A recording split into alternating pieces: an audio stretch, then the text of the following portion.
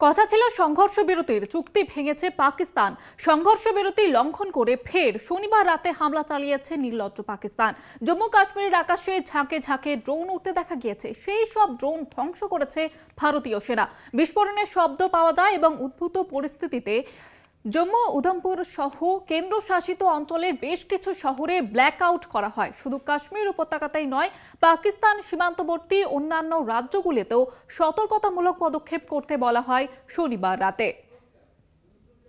এই বিষয়ে আরো বিস্তারিতভাবে জানবো নিউজরুম থেকে আমাদের প্রতিনিধি অরিত্র রয়েছে, তার কাছে যাব। তার আগে আপনাদের জানিয়ে রাখি যে আজ সকালে অনেকটাই স্বাভাবিক ছবি ধরা পড়েছে জম্মু কাশ্মীরে এবং এখন আর সাইরেন বাজছে না সেখানে, তবুও থমথমে রয়েছে পরিবেশ। স্থানীয় বাসিন্দারা তারা কিন্তু এখনো আতঙ্কিত রয়েছে।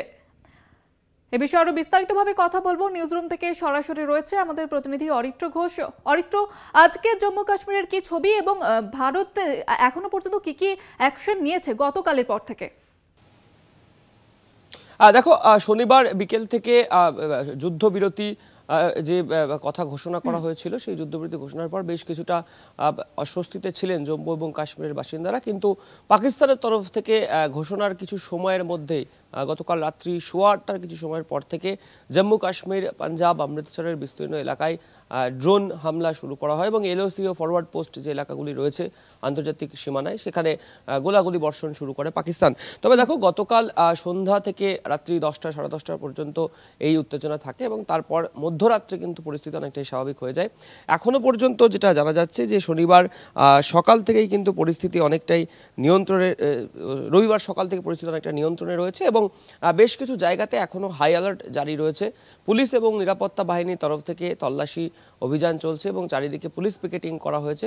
বলা যেতে পারে অনেকটাই স্বস্তিতে কিন্তু রয়েছে রবিবারের সকাল থেকে স্থানীয় মানুষেরা। উল্লেখযোগ্যভাবে পাঞ্জাবের ফিরোজপুর থেকে শুরু করে জম্মু কাশ্মীর, উধমপুর, ভুজ সহ একাধিক জায়গায় গতকাল রাত থেকেই কিন্তু ব্ল্যাকআউট করে দেওয়া হয়েছিল এবং তারপরে যে হামলার খবর পাওয়া যাচ্ছিল পাকিস্তানের তরফ থেকে, সেই হামলা প্রত্যেকটি প্রতিহত করেছে ভারতীয় সেনা এবং সেইভাবে এখনো পর্যন্ত কোনো রকম বড় ক্ষয়ক্ষতির খবর পাওয়া যায়নি। তবে উল্লেখযোগ্যভাবে যেটা দেখা যাচ্ছে, রবিবার সকাল থেকে জম্মু কাশ্মীরের একাধিক এলাকা যেমন একদিকে শান্ত রয়েছে, পরিস্থিতি স্বাভাবিক রয়েছে, কোনো রকম চিন্তার কারণ নেই এমনটা প্রশাসনিক মহল থেকে বলা হচ্ছে, ঠিক সেই মুহূর্তে দাঁড়িয়ে স্টেট ইন্টেলিজেন্স এজেন্সি অর্থাৎ কাশ্মীরের যে স্টেট ইন্টেলিজেন্স এজেন্সি এসআইএর তরফ থেকে দক্ষিণ কাশ্মীরের বিস্তীর্ণ এলাকা জুড়ে সকাল থেকে কিন্তু তল্লাশি শুরু হয়েছে। যেটা জানা যাচ্ছে, জম্মু কাশ্মীর পুলিশের স্টেট ইনভেস্টিগেশন এজেন্সি তারা বিভিন্ন স্থান রয়েছে দক্ষিণ কাশ্মীরের, সেই সমস্ত জায়গায় জঙ্গি লিঙ্ক আর টেরর লিঙ্ক অ্যাক্টিভিটিসের খোঁজে তারা তল্লাশি অভিযান চালাচ্ছেন, যার মধ্যে উল্লেখযোগ্য রয়েছে সোপিয়ান, কুলগাম এবং অনন্তনাগ জেলা, রয়েছে অবন্তিপুরার মতো এলাকা। যে সমস্ত জায়গায় আজ সকাল থেকে কিন্তু তল্লাশি অভিযান শুরু করেছে এসআইএ। তার কারণ, পাহেলগাম হামলার পরেই কিন্তু জঙ্গিদের খোঁজে জম্মু কাশ্মীর পুলিশের তরফ থেকে স্থানীয় মানুষের কাছে আবেদন জানানো হয়েছিল, এনআইএর তরফ থেকে আবেদন জানানো হয়েছিল যে যদি কোনো রকমের কোনো তথ্য তাদের কাছে থেকে থাকে তাহলে সেটা দিয়ে যেন এই তদন্তে সহযোগিতা করা হয়। তবে একদিকে যেমন পাকিস্তান এই যুদ্ধবিরতি লঙ্ঘন করলো, তারপরে কিন্তু একের পর এক হামলা চালালো তারা, যার ফলে জম্মু কাশ্মীর, রাজস্থান, পাঞ্জাবের মতো বিভিন্ন জায়গাতে গতকাল রাত্রে ব্ল্যাকআউট করে দেওয়া হলো।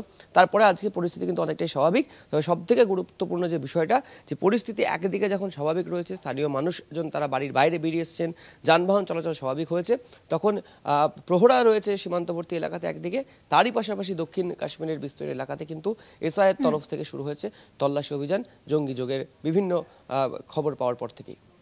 একেবারে সঙ্গে থাকো অরিত্র।